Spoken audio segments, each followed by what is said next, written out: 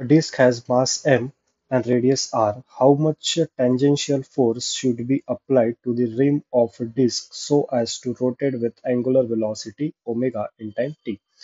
So consider one disk. याला आपल्याला किती फोर्स लावावा लागेल so that hey J disc आहे ते ह्या ॲक्सिसच्या about it will rotate with omega.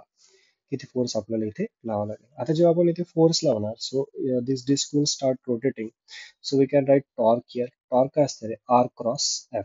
आता आर म्हणजे बघा this is the radius R. आता this is tangential force. Okay so angle between R and F is 90 degree. So we can write R into F here. Okay आणि टॉर्कचा आणखी एक formula आपल्याला माहिती आहे that is I alpha. I म्हणजे moment of inertia.